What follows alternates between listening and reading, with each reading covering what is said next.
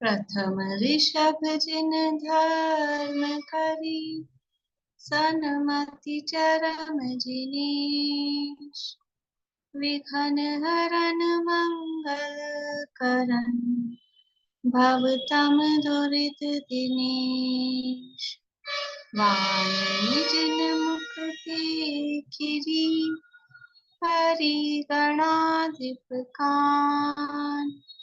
अक्षर पदमय विस्तरी, करहि सकल कल्याण। गुरु गणधर गुणधर सकल, प्रचुर परम्पर और। व्रत तप धर तनु लगन धर, वंदो वृष शिरमोर। व्रत तप धर तनु लगन धर, वंदो वृष शिरमोर। त्रिभुवन तिलयं देवं, वन्दिता त्रिभुवनेन्द्र परिपूज्यम्। वोच्छं मणुपेहाओ, भव्य जनानंद जननीयो। त्रिभुवन तिलक शत इंद्र वंदित, देव श्री अरहंत को। कर नमन कहूँ अनुप्रेक्षाएं, भव्य को सुख करहु।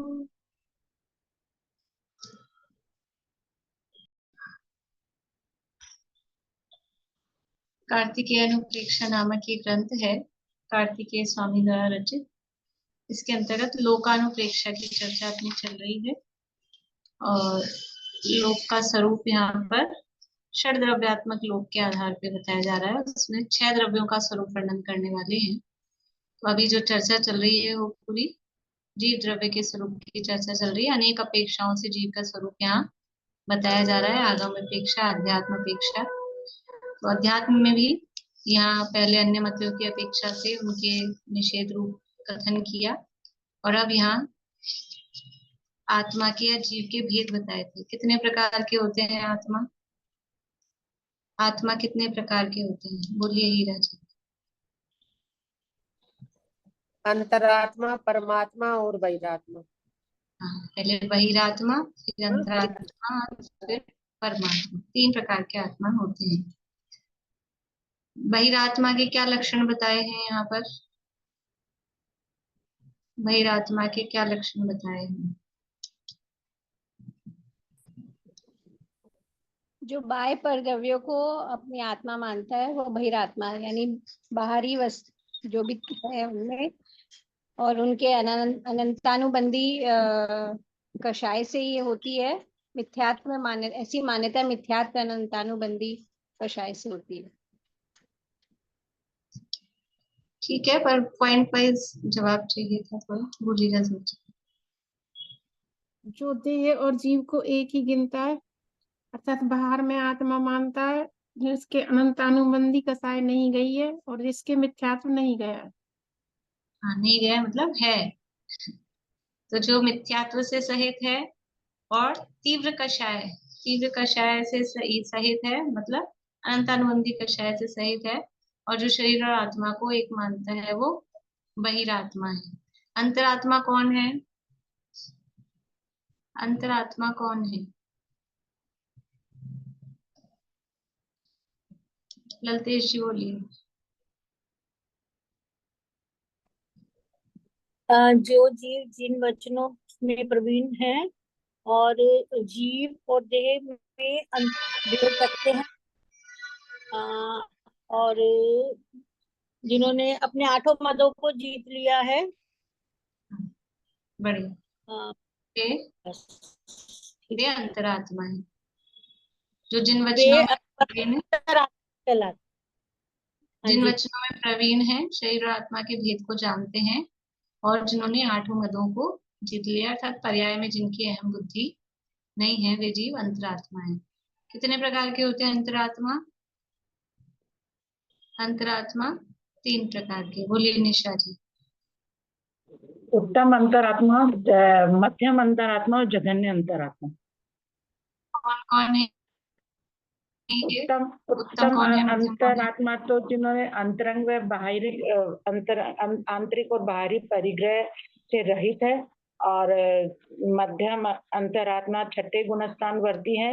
नहीं, उत्तम का पूरा बताइए। अंतरंग बहिरंग परिग्रह से रहित है, इतने में और शुद्धोपयोगी मुनिराज उत्तम अंतरात्मा कहलाते हैं। जो गुणस्थान छठे से उत्तम अंतरात्मा छठे से नहीं। चलिए अर्चना जी बोलिए। 7वें गुणस्थान से 12वें गुणस्थान तक के मुनि महाराज उत्तम अंतरात्मा है, और 5वें छठे गुणस्थान वर्ती जीव मध्यम अंतरात्मा है, और चतुर्थ गुणस्थान वर्ती जीव जघन्य अंतरात्मा है। हाँ ठीक है, ये 3 प्रकार के अंतरात्मा है। देखिए कहीं यानी कहीं कहीं इस तरह का भी मिलता है, कहीं कहीं मतलब अपने पाठमाला में जो पाठ है ना, ये विद्या ज्ञान पाठमाला में आत्मा के भेद प्रभेद वाला, तो वहां पर ऐसा भी दिया है। चौथे गुणस्थानवर्ती जगन्य अंतरात्मा, 12वें वाले उत्तम अंतरात्मा, और बीच वाले 5वें से लेके 11वें तक सारे मध्यम। ये मतलब बच्चों को समझाने के लिए, या सिंपल चीज यही है, एक लोएस्ट होता है, एक टॉप होता है, और बीच के सारे मध्यम में ले लिए जाते हैं। तो वो भी एक अपेक्षा है, लेकिन मूल ग्रंथों में मूल आचार्य ने इसी तरह से भेद किए हैं कि चौथा वाला है वो जघन्य अंतरात्मा, और 5वें छठे वाले मध्यम अंतरात्मा, और 7वें से लेके 12वें वाले वो उत्तम अंतरात्मा। तो जहाँ जो भी मिल जाए अपेक्षा, यानी उसमें ऐसा कोई आग्रह वाली बात नहीं है, पर इस तरह से अंतरात्मा के भेद किए। बहिरात्मा के भी भेद किए जा सकते हैं, किए हैं कहीं कहीं। कैसे कर सकते हैं? उत्तम बहिरात्मा, मध्यम बहिरात्मा और जघन्य बहिरात्मा। बहिरात्मा भी उत्तम मध्यम जघन्य। ये देखो बहिरात्मा में जो पहले गुणस्थान वर्ती है वो तो सबसे लोएस्ट है, निकृष्ट जिसे कहें जघन्य, मतलब पहले गुणस्थान वर्ती जो है वो तो जघन्य है, और जो दूसरे गुणस्थान वर्ती है वो मध्यम है। क्यों मध्यम है? क्योंकि एक बार वो अंतरात्मा बन के वापस आया, दूसरे गुणस्थान में जो आया है वो मतलब दूसरा गुणस्थान भी मिल जाना वो मोक्ष की गारंटी है। दूसरा गुणस्थान में भी कोई जीव यदि है, इसका मतलब भव्यत्व शक्ति की प्रकटता हो चुकी है, निश्चित रूप से एक न एक दिन मोक्ष जाएगा। क्योंकि दूसरे गुणस्थान में कौन आता है? औपचारिक सम्यक्त से गिर के आता है, तो वो मध्यम बहिरात्मा है। और तीसरे गुणस्थान वर्ती यदि है तो वो बहिरात्माओं में उत्तम है। क्यों है उत्तम? क्योंकि तीसरे से छलांग लगा के चौथे में भी जा सकता है, दूसरे वाला तो नीचे ही आएगा नहीं, डेफिनेटली। थोड़ा गुणस्थानों का ज्ञान है अपने को, है ना, गमनागमन और ये गुणस्थानों का ज्ञान होना भी आवश्यक है, मतलब समझने के लिए। क्यों?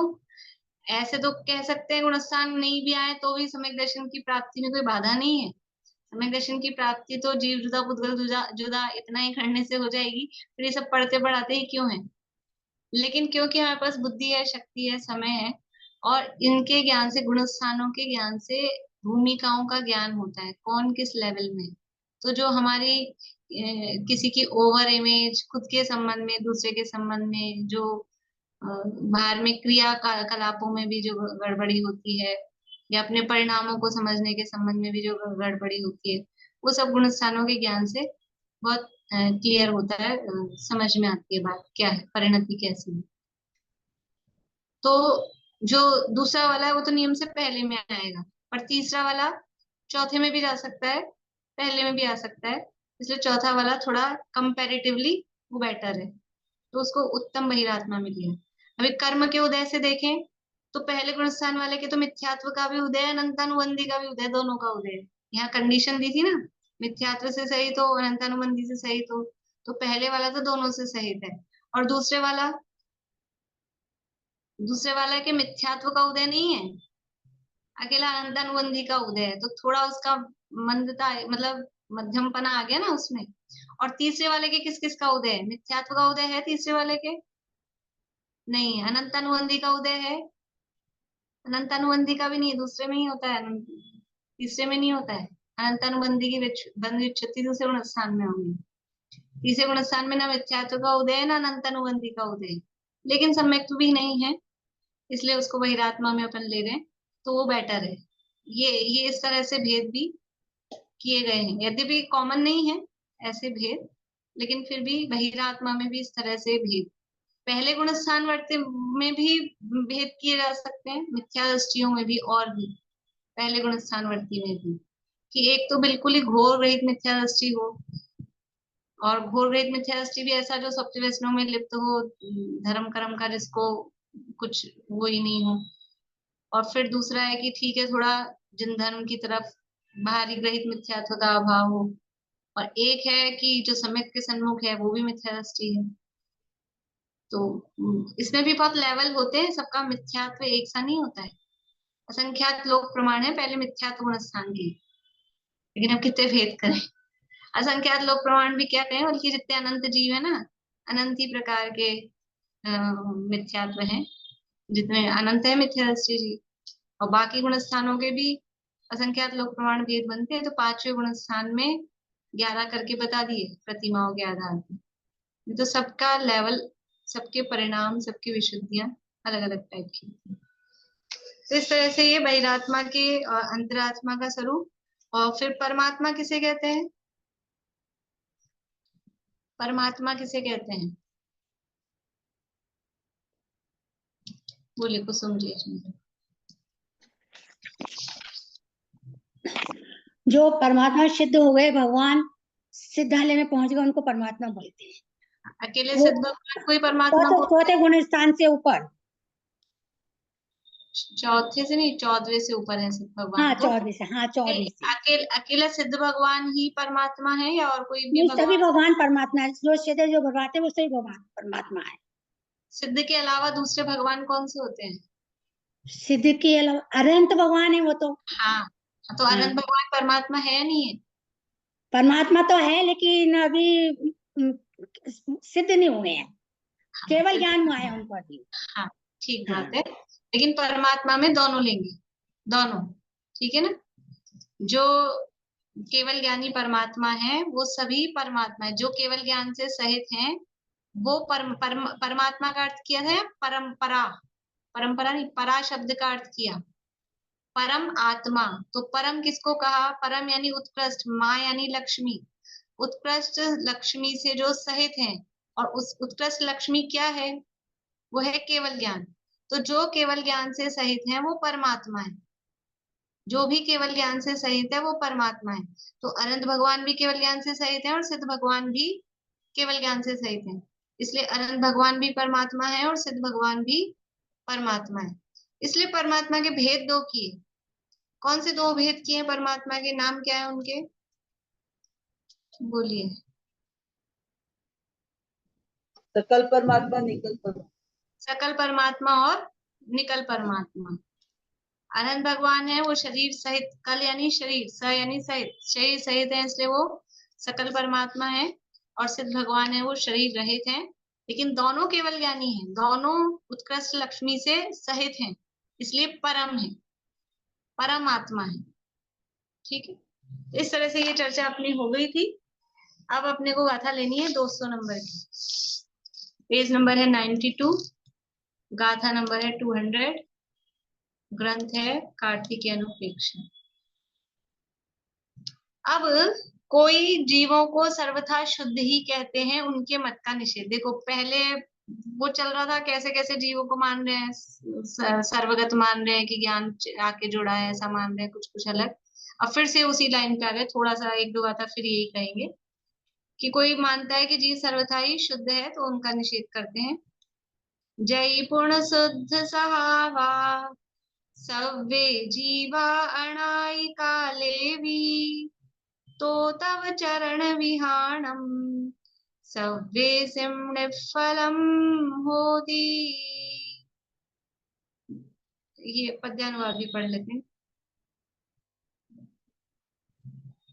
है अनादिकाल से यदि शुद्ध ही सब जीव, तो फिर तपश्चरण विधान सभी पूर्ण निष्फल जान लो।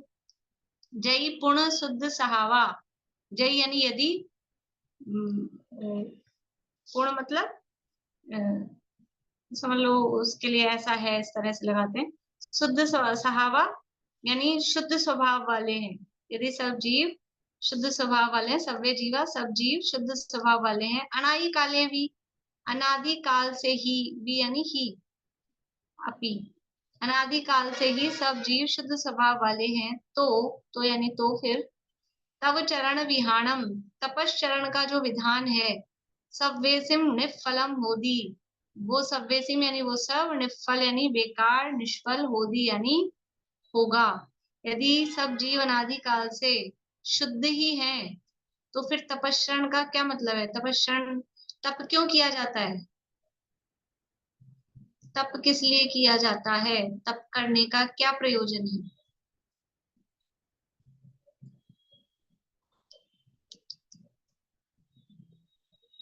कर्मों की निर्जरा हेतु तप करते हैं। हाँ, कर्मों की निर्जरा के लिए, ठीक है। और दूसरे शब्दों में कहेंगे तो तपसा निर्जरा, निर्जरा से, ठीक बात है। शब्द बदलना है थोड़ा सा अपने को, ये यहाँ वाला शब्द चाहिए ना, बात बिल्कुल सही है। दूसरे शब्दों में कहेंगे तो स्मिता आंटी। वो पूरा बोल दूं क्या उसका प्रवचन सार की? वो याद है मेरे को, समस्त रागादि पर पदार्थों से रही सहज स्वरूप में प्रतिबिंब। नहीं, तप की परिभाषा नहीं बोल रही है। तप क्यों किया जाता है? तो कर्मों की निर्जरा के लिए, इसी को कहेंगे दूसरे शब्दों में तो शुद्धता के लिए, शुद्ध होने के लिए, शुद्धता प्रकट करने के लिए तप किया जाता है ना। देखो कोई भी चीज हो उसको हम तपाते हैं। घी को तपाते हैं क्यों? मक्खन निकाला फिर तपाते हैं क्यों? तपने से शुद्ध होता है। सोने को तपाते हैं, तपने से शुद्ध होता है। कोई भी चीज होती है उसको अग्नि में तपा देते हैं, अशुद्धि अपने को लगता है, बर्तन कोई अशुद्ध हो गए तो अग्नि में तपाए जाते हैं। तो तप से शुद्धि की प्राप्ति होती है, शुद्धता के लिए तप किया जाता है। निर्जरा हो रही है तो निर्जरा हो रही है, उससे क्या होता है? निर्जरा मतलब शुद्धि। निर्जरा को अपन किन शब्दों में कहते हैं? संवर, निर्जरा, मोक्ष। इनको किन शब्दों में कहते हैं? संवर यानी शुद्धि की उत्पत्ति, निर्जरा यानी शुद्धि की वृद्धि, मोक्ष यानी शुद्धि की पूर्णता। तो वो शुद्धि है ना, तो शुद्धता के लिए तप किया जाता है। अब यदि आप ऑलरेडी शुद्ध हो, कपड़ों को शुद्ध साफ करने के लिए धोते हैं, वो तप करते हैं, धूप में सुखाते हैं। अब कपड़े साफ ही हैं ऑलरेडी, तो फिर क्यों धोएंगे? जब साफ ही हैं तो क्यों धोएंगे? तो ऐसे ही यदि सभी जीव अनादिकाल से शुद्ध ही हैं, तो फिर ये तपस्या का विधान, ये तो सब बेकार है ना। क्यों क्यों कहा गया शास्त्रों में? क्यों कहा गया? और जो करते हैं वो सब सारे मतलब बेकार ही था क्या? ऐसा ये तर्क दे रहे हैं। यदि कोई सामने वाला कह रहा है जीव तो शुद्ध ही है अनादिकाल से, देखो जीव शुद्ध है कि नहीं है अनादिकाल से। मोक्षण प्रकाशक में निश्चयवासी के प्रकरण में ये दिया पूरा प्रकरण। जिनको विशेष जिज्ञासा हो तो 7वें अधिकार में निश्चयवासी का प्रकरण खोल के देखना। वहां अपने को सिद्ध समान शुद्ध मानता है, तो सिद्ध समान शुद्ध है तो वस्तु में दो फैक्टर हैं, वस्तु में दो पहलू हैं। जैसे एक सिक्के के दो पहलू होते हैं ना, ऐसे एक वस्तु के दो पहलू हैं। एक द्रव्य वाला पक्ष है, एक पर्याय वाला पक्ष है। तो ये जो शुद्धता है, ये शुद्धता कौन से पक्ष में है? अनादिकाल से सब जीव शुद्ध हैं, लेकिन सर्वथा शुद्ध नहीं है, द्रव्य स्वभाव से शुद्ध है। गंदा जो कपड़ा दिख रहा है वो शुद्ध है, साफ है, लेकिन कैसे? कि अपने स्वभाव से शुद्ध है। अभी पर्याय में ऊपर ऊपर अभी मलिनता है उसमें। तो यदि तुम शुद्धता सर्वथा ही मानो कि द्रव्य से भी शुद्ध, पर्याय से भी शुद्ध, दोनों पक्ष से शुद्ध, तो फिर शुद्ध होने का प्रयास क्यों करते हो? फिर तब काहे के लिए कर रहे हो? तब किस लिए कर रहे हो? कोई ऐसा कहे कि मैं तो बिल्कुल स्वस्थ हूँ, स्वस्थ हूँ, स्वस्थ हूँ।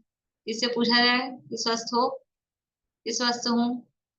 पूर्णिमा आंटी स्वस्थ हो आप? सही है तो क्या? हाँ तबीयत सही है, बोलेंगे तबीयत सही है, फिर थोड़ी देर बाद गोली खाते हुए दिखेंगे। गोली क्यों खा रहे हो? स्वस्थ हो तो ऐसे ही जब आप कह रहे हो आप शुद्ध हो, तो शुद्ध हो तो फिर ये तपस्या आदि का कार्यक्रम ये किस लिए कर रहे हैं, ये क्यों है, वो सब बेकार हो जाएगा ना, वो निष्फल हो जाएगा। जितने भी धार्मिक अनुष्ठान हैं वो सब आपको छोड़ने पड़ेंगे। ऐसा कह रहे हैं, यदि आप शुद्ध शुद्ध भी मानते हो और फिर धार्मिक अनुष्ठान भी करते हो जो भी धर्म के नाम पर, तो वो फिर ठीक नहीं है, ऐसा यहाँ पर कह रहे हैं। देखिए आगे वाली गाथा पढ़ते हैं।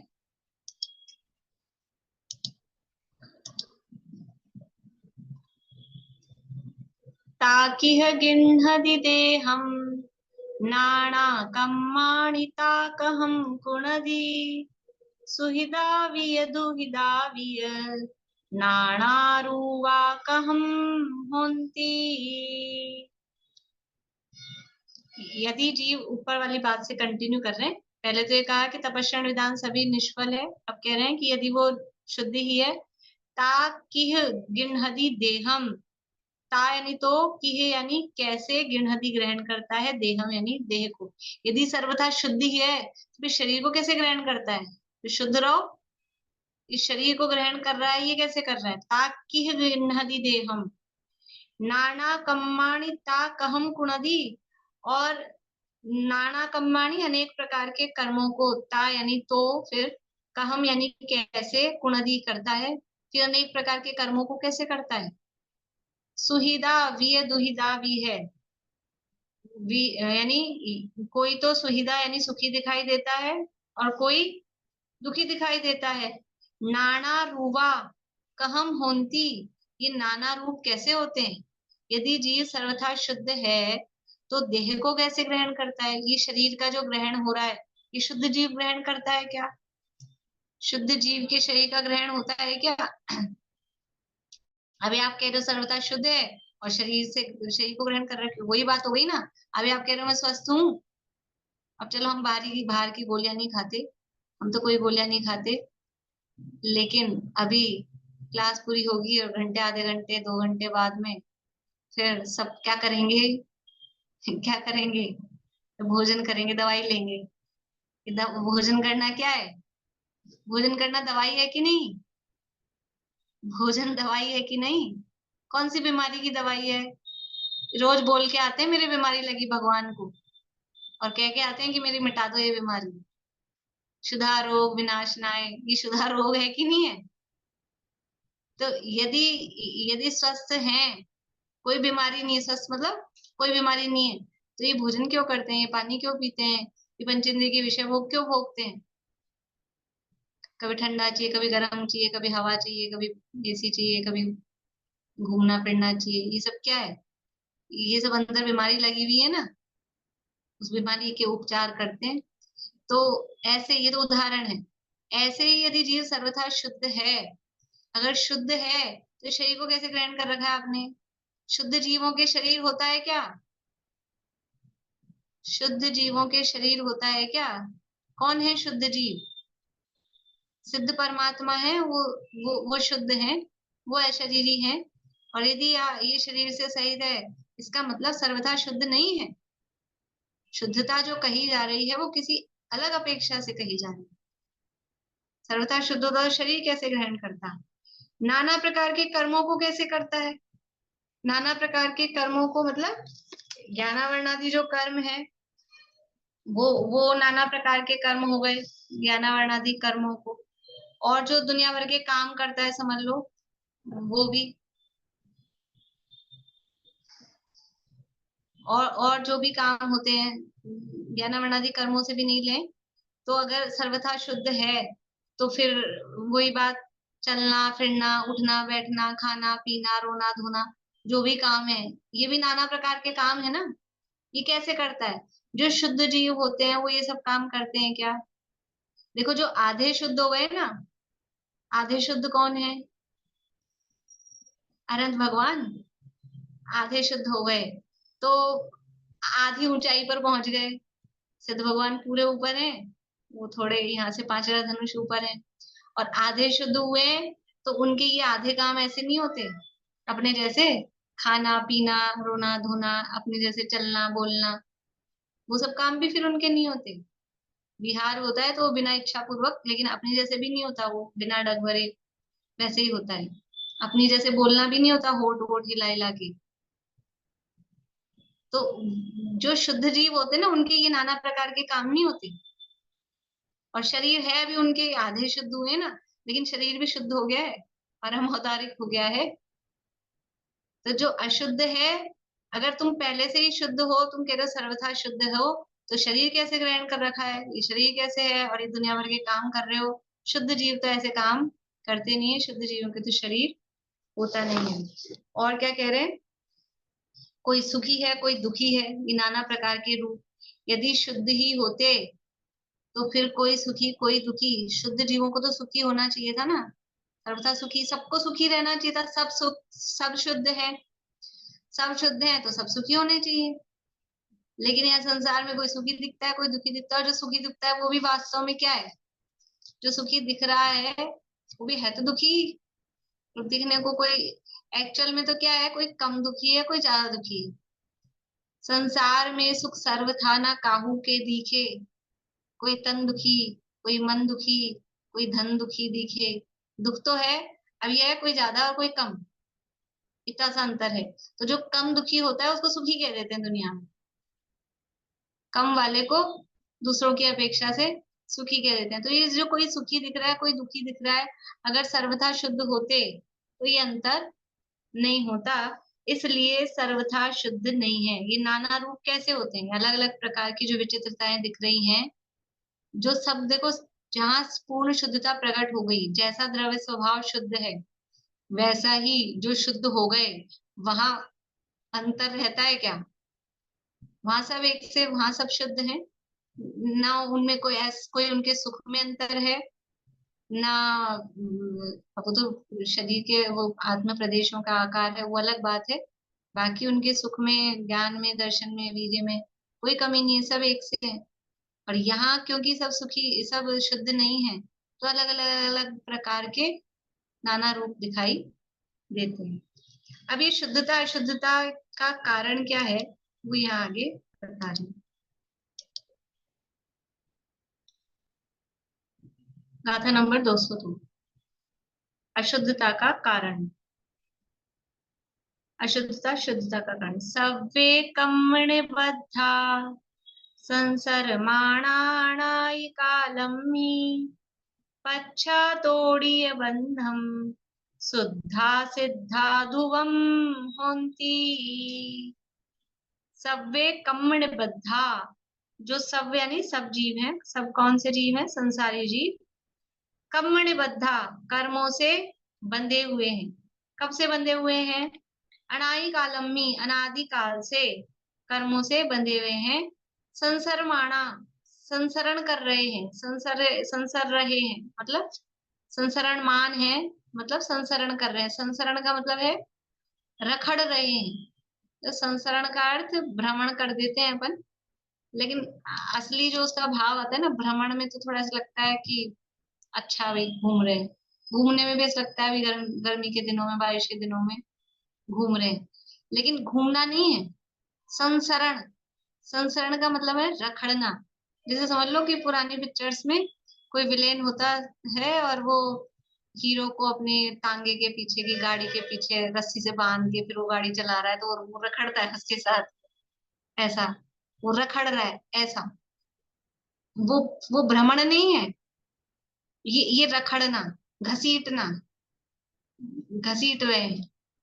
तो सब संसारी जीव अनादि काल से, सव्वे कम्मण बद्धा अनादि कालम में, अनादि काल से कर्म निबद्धा, कर्मों से बद्ध है, इसलिए संसार में भ्रमण कर रहे हैं, रखड़ रहे हैं। पश्चातोड़ीय बंधम, पश्चा यानी पश्चात, फिर तोड़िए यानी तोड़कर, बंधम यानी बंध को, शुद्धा सिद्धा ध्रुवम होन्ति, शुद्ध सिद्ध यानी सिद्ध होते हैं। और वो सिद्ध कैसे हैं? सिद्धा होन्ति, सिद्ध होते हैं, और वो सिद्ध है शुद्धा, शुद्धा यानी शुद्ध, और ध्रुवम यानी ध्रुव। ध्रुवम शब्द, ध्रुवम यानी ध्रुव होते हैं, निश्चल होते हैं, अब वो चलायमान नहीं होंगे उस अवस्था से। तो अशुद्धता का कारण क्या है? क्योंकि सभी संसारी जीव कर्मों से बंधे हैं। अशुद्धता का कारण, संसार में परिभ्रमण का कारण, ये जीव कर्म बंधन सहित है। मोक्ष प्रकाशक में दिया दूसरे अधिकार में शुरू में, कि जीव क्यों संसार में परिभ्रमण कर रहे हैं। संसार में परिभ्रमण का कारण क्या है कि सभी जीव अनादिकाल से कर्मों के बंधन से सहित हैं, और ये कर्मों के बंधन से सहित अवस्था ही संसार में परिभ्रमण का कारण है। जो जीव कर्मों के बंधन से रहित हैं वो परिभ्रमण करते हैं क्या? उनका परिभ्रमण मिट गया है। और जो जितने जितने कर्मों के बंधन से मुक्त होते जाते हैं उतना उतना उनका परिभ्रमण भी रुक जाता है। अपन ने अभी सैटरडे को अच्छा था वो, जिन लोगों ने नहीं सुनी हो ना, मुझे अपने आप में अच्छी लगी थी वो क्लास। मतलब सुनने लायक है, समझने लायक है, सुनना आप लोग। मैं लिंक डाल दूंगी। और आज मुक्ति का मार्ग, कि जितने जितना जितना जितना वो शुद्ध होता जाता है, जितना जितना ज्ञान है, जितना जितना श्रद्धान है, जितनी जितनी वीतरागता है, उतना उतना निर्बंध है। और जितना जितना राग है उतना उतना बंधन है। बंधन का कारण एकमात्र राग है, और वो राग से कर्मों का बंधन होता है, और कर्मों के बंधन से जीव संसार में रखड़ता है। तो अशुद्धता क्यों है कि कर्मों के बंधन से। सभी संसारी जीव अनादिकाल से कर्मों से बंधे हुए हैं, इसलिए संसार में भ्रमण करते हैं, और फिर कर्मों के बंधन को तोड़कर सिद्ध होते हैं, तब शुद्ध और निश्चल होते हैं। देखो, कर्मों के बंधन से सहित है इसलिए तो अशुद्ध है, और इसलिए संसार में परिभ्रमण कर रहे हैं। दो काम हो रहे हैं, कर्मों के बंधन के कारण अशुद्धता आ रही है और संसार में परिभ्रमण हो रहा है। और कर्मों के बंधन को तोड़ा तो तोड़कर क्या हो गए? सिद्ध शुद्ध हो गए और ध्रुव हो गए, अचल हो गए। अभी परिभ्रमण रुक गया, ये घूमना फिरना ये रुक गया। कर देखो, जब तक जॉब में बंधा रहता है, गवर्नमेंट जॉब कर रखी है आदमी ने, तो वो जॉब में बंधा हुआ है, तो क्या होता है, ऑफिसर बन गए तो 2 साल के लिए यहाँ ट्रांसफर, फिर 2 साल के लिए वहां ट्रांसफर, फिर 2 साल के लिए वहां ट्रांसफर। क्या करते हैं?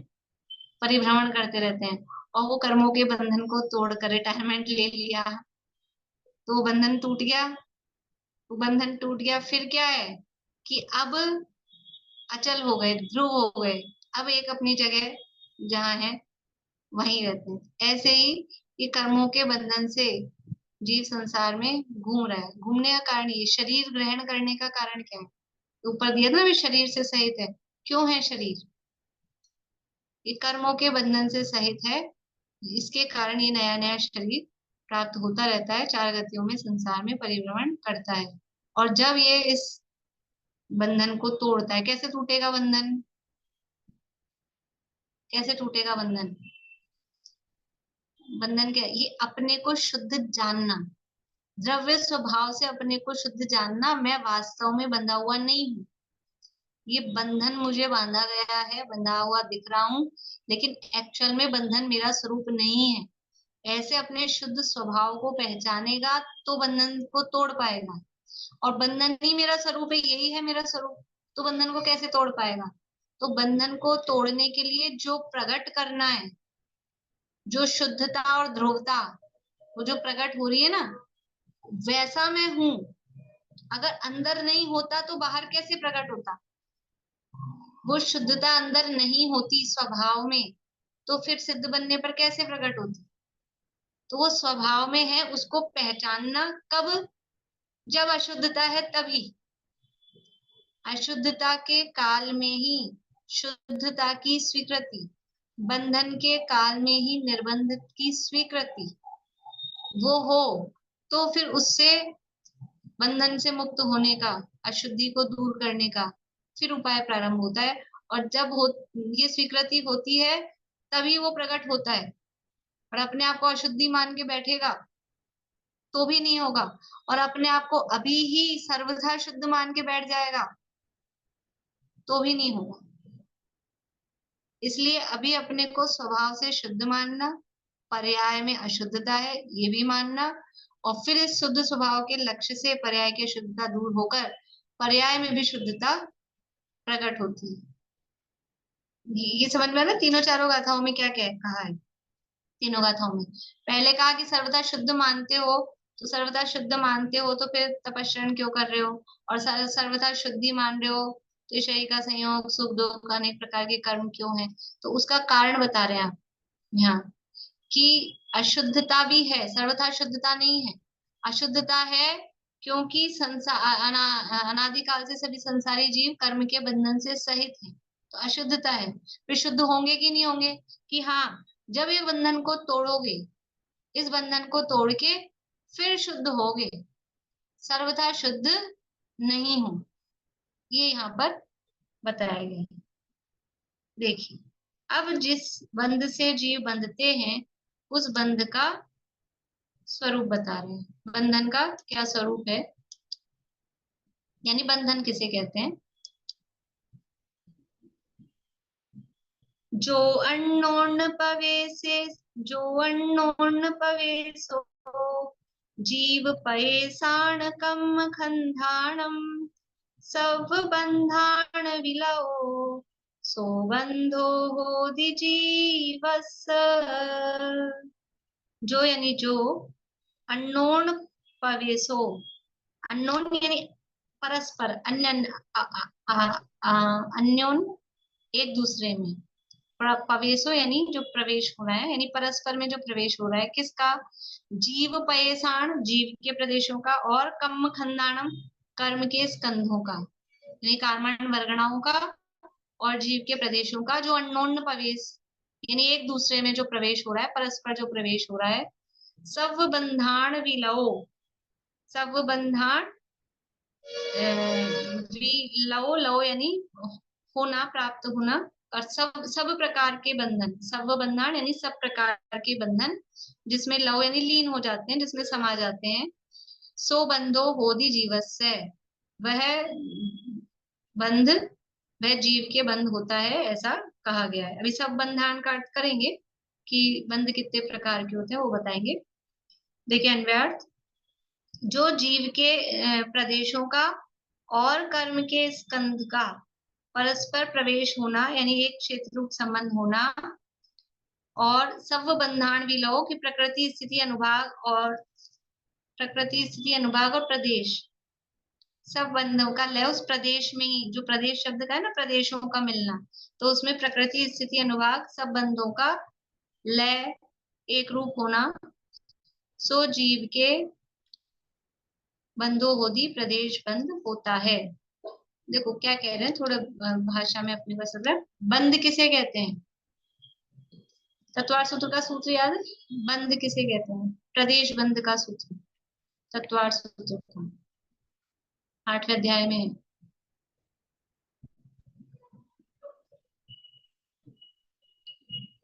नाम प्रत्या सर्वतो योग विशेषात सूक्ष्म क्षेत्र अवगाह स्थिता सर्वात्म प्रदेशेश्वर नंदानंत प्रदेशा, 8वें अध्याय में लास्ट में है प्रदेश बंध के प्रकरण की। क्या कह रहे हैं कि जो जीव के, वहां पे भी यही कहा है कि जीव के प्रदेश और आत्मा के प्रदेशों का योगों के कारण, वो सब उसमें सब बताया किसके कारण, और किस, एक ही सूत्र में पूरे प्रदेश बंध की सारी बातें उसमें बता दी थी।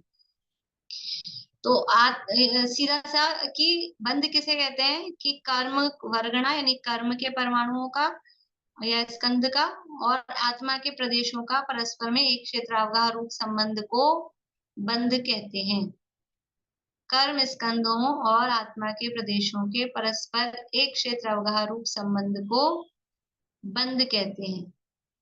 तो ये जो बंध हो रहा है, इसको यहाँ कहा प्रदेश बंध, यानी प्रदेशों में हुआ ना, कर्म के प्रदेश और आत्मा के प्रदेश, ये एक में एक हो गए, इसको बंध कह रहे हैं, प्रदेश बंध। लेकिन इस प्रदेश बंध में ही सारे बंध लय हो जाते हैं, मतलब ये जो बंध हुआ है प्रदेश बंध, इसी में प्रकृति बंध, स्थिति बंध, अनुभाग बंध, ये भी इसमें गर्भित समझना है। ऐसा नहीं अकेला प्रदेश बंध होता है, वो वहां जाके होगा 11वें 12वें 13वें गुण स्थान में, उसकी बात अलग है। लेकिन सामान्य संसारी जीवों के जो कर्म वर्गणाएं और आत्मा के प्रदेश एक साथ एक क्षेत्रावगाह रूप से हुए, तो यही प्रदेश बंध है। और इस प्रदेश बंध में इसी समय प्रकृति बंध, साथ ही में अनुभाग बंध, स्थिति बंध, वो साथ में हो जाते हैं, इसका नाम है बंध। ठीक है, इसे बंध कहते हैं।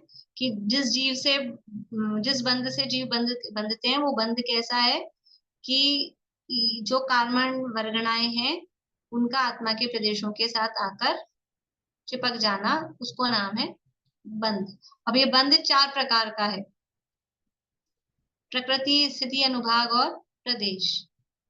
सूत्र है प्रकृति, स्थिति, अनुभाग, प्रदेशास तद्विधेय, 8वें अध्याय में सूत्र है, तत्वार्थ सूत्र में 4 प्रकार का बंध है।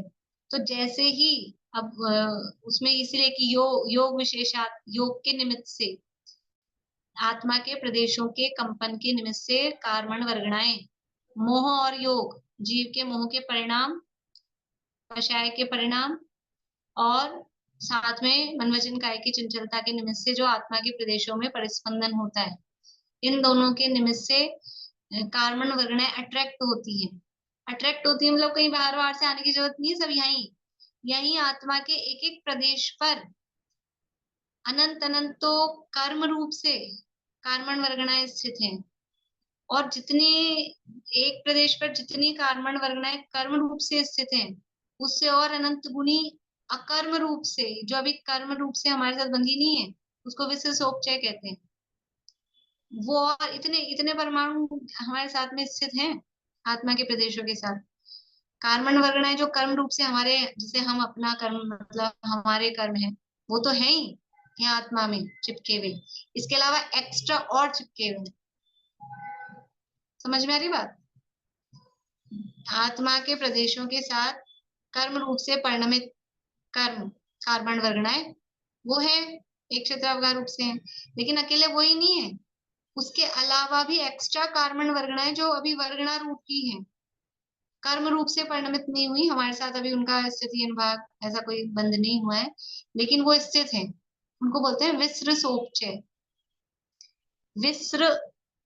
विसृसोपचय, छोटा वी, स में री, जैसे आश्रम में स में री लगाते, फिर सोपचय, विसृसोपचय, विसृसोपचय रूप से स्थित है। तो ज्यादा इधर उधर बाहर से आने की जरूरत नहीं है। यहाँ जीव ने परिणाम किया, मिथ्यात्व कषाय के जो भी परिणाम हुए और आत्मा के प्रदेशों में कंपन हुआ, तो ये जो यहाँ आत्मा के प्रदेशों में स्थित है विसृसोपचय रूप से, वो ही कर्म रूप से परिणमित हो जाते हैं। बाहर से भी आ जाएंगे तो कोई घंटे 2 घंटे नहीं लगेंगे, वो तो सब काम एक समय में ऑटोमेटिक होता है, लेकिन यहाँ पे पहले से बहुत सारे पुद्गल ऑलरेडी स्थित हैं आत्मा के प्रदेशों में। तो वो प्रदेश बंद हुआ, जो वर्गणाएं ग्रहण हुई, जितने परमाणु ग्रहण हुए उसको बोलते हैं प्रदेश बंद। और फिर जितने टाइम के लिए ग्रहण हुए, कितने समय तक वो आत्मा के साथ रहेंगे, वो कहलाता है स्थिति बंद। और वो कैसा फल देंगे, कितनी शक्ति कितनी पावर के साथ मारेंगे, घातिया कर्म ना, घात करेंगे, या फिर पुण्य पाप रूप कड़वा मीठा फल देंगे, तो कितनी शक्ति के साथ देंगे, तो वो है उनका अनुभाग। और किस प्रकृति का, किस टाइप का होगा, ज्ञानवन टाइप का होगा, दर्शनावन टाइप का होगा, मोहनीय वेदनीय, तो वो कहलाता है प्रकृति बंध। तो जिस समय ये कह रहे हैं उसमें लय है ना चारों बंध, कि जैसे ही वो प्रदेश ग्रहण हुए, वो प्रदेश ग्रहण हुए एक में हुए, उसी समय प्रकृति स्थिति अनुभाग भी उसमें एट ए टाइम, उसी समय पर वो सारा डिवीजन में, उसमें वो सारी चीज भी साथ में ही आ जाती है, हो जाती है, उसको बंध कहते हैं। ये विष्णु सोपचय जो आप बता रहे हो, वो कर्मण शरीर के साथ ही आता है या बाद में कैसे होता है? कर्मण अनादिकाल से ना, अनादिकाल से विष्णु सोपचय भी है ही, और आते रहते हैं और भी। कर्मण शरीर भी अनादि संबंधी चय कहा, तो कर्म वर्गणाएं आती है, अपन वर्ड ऐसे बोलते हैं आती है, उसके लिए उनका आती है तो कहीं अमेरिका से चल के आएंगी, कहीं से बुलाएंगे, ऑर्डर किया है अब ऑनलाइन अब आएगा, ऐसा नहीं है। आने का मतलब वो बस वो कन्वर्ट होना, उसी को आना बोलते हैं। अभी तक वो कर्म रूप से कन्वर्ट नहीं थे, वर्गणा रूप से थे, और वो वर्गणाएं कर्मण वर्गणाएं कर्म रूप से कन्वर्ट हो जाती, उसी को कर्म का आना या कर्म का बंधना, वो बंध उसी को कहते हैं। ठीक है ना भाई? ऐसा होता है कभी कभी अपने अड़ोस पड़ोस में रहते हैं लोग, जैनी भी हैं, सब हैं, रहते हैं, अभी तक ऐसा कोई अपना संबंध नहीं होता है, सब हैं आसपास में, कॉलोनी में रहते हैं। और फिर क्या हुआ कि साहब आपका लड़का है, हमारी लड़की है, फिर क्या हो गया, अभी वही थे, तब कुछ नहीं था, और फिर हो गया संबंध। तो ऐसे ही अड़ोस पड़ोस में यहाँ वर्गणाएं थी, कुछ नहीं था, ठीक है, और फिर वो मोह का परिणाम आ गया ना, अभी यहाँ संबंध, तो मोह के परिणाम से वो वहां पर उनका बंध हो जाता है। तो इस तरह से ये प्रदेश बंध की बात कही। अभी 2 गाथाएं और हैं जीव के संबंध में, फिर आगे अब पुद्गल आदि 6 और बाकी ये 5 द्रव्यों का वर्णन करेंगे। 2 गाथाएं हैं लेकिन कल लेंगे। और अब बहुत इंपॉर्टेंट है ये 2 गाथाएं, इंपॉर्टेंट कि अपनी महिमा बताने वाले। एक तो शक्तियों में चली रही है अपनी महिमा, अभी इन यद्यपि अभी 6 द्रव्यों का वर्णन नहीं किया, अभी तो जीव का ही वर्णन किया है, बाद में भी दे सकते थे, 6 द्रव्यों का वर्णन करने के बाद भी इन गाथाओं को दे सकते थे, लेकिन अब जीव का वर्णन पूरा हो रहा है, तो पूरा होने के बाद में मूलभूत बात क्या है वो यहाँ इन 2 गाथाओं में बताने वाले हैं कि जीव ही सबसे उत्तम तत्व है, परम तत्व है, वो यहाँ बताएंगे। उसके बाद में फिर आगे पुद्गल द्रव्य का वर्णन चालू होगा। अभी यहीं पूरा करते हैं, किसी को कोई प्रश्न हो तो बताइए। चलिए जिनवाणी स्थिति। मैम एक गाथा है उसपे ना सहयारी और कारण दोनों दिया हुआ है। गाथा नंबर बोलिए। यही है शायद, हाँ।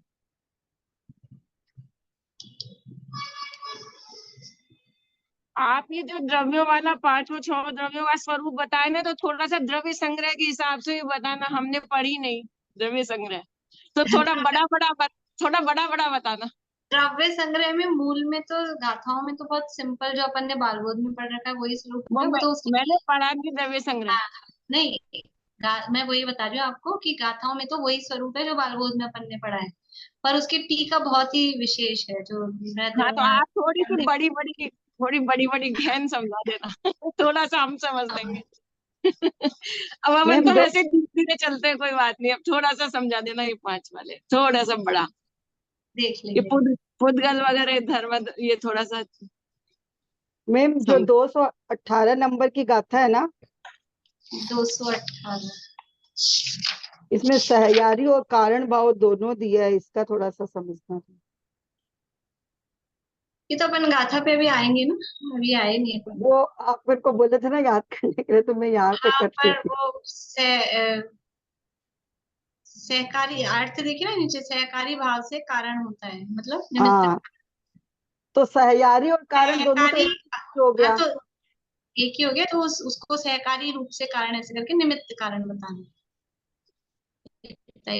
सहकारी निमित्त हो गया, कारण मतलब उसका रीजन हो गया।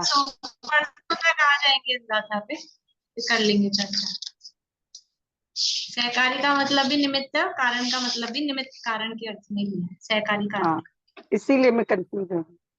हाँ, जिनवाणी स्तुति किसको बोल रही थी? बोलिए ना। शेयर कर। सर्वज्ञ शासन जयवंत वर्ते, निर्ग्रंथ शासन जयवंत वर्ते, यही भाव अविच्छिन्न रहता है मन में, सर्वज्ञ शासन जयवंत वर्ते, निशंक निर्भय रहे हम सदा ही, अरे स्वप्न में भी न कुछ काम ना हो, निरपेक्ष रह कर करे साधना नित, कभी गलानी भय या अनुत्साह ना हो, सर्वज्ञ शासन जयवंत वर्ते, निर्ग्रंथ शासन जयवंत वर्ते।